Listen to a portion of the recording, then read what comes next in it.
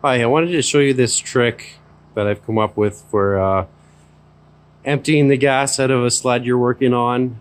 It could be bad gas, you're taking the sled apart for repairs or whatever, changing gas tank, parting out the sled. So we'll work with most EFI sleds. More specifically, this is a 2008 F1000.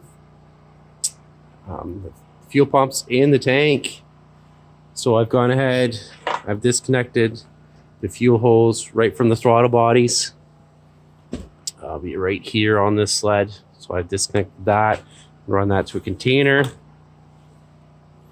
I've disconnected the wiring harness for the fuel pump. This is the fuel pump and fuel level. So positive and negative for the fuel pump.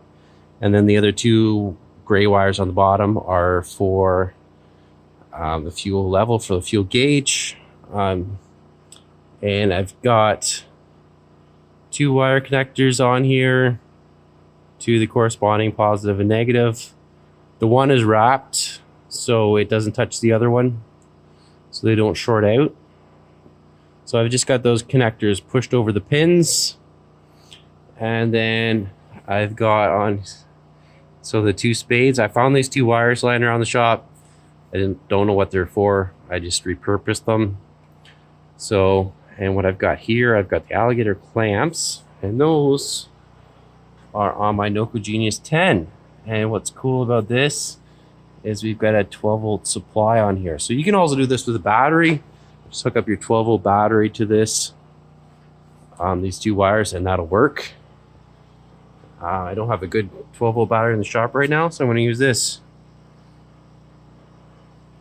So on this here, hold that down for 5 seconds, switch to 12-volt supply, and we should have power to our fuel pump. And I'm going to run that. I'm going to run that to drain out the gas tank, and I'll have an empty tank.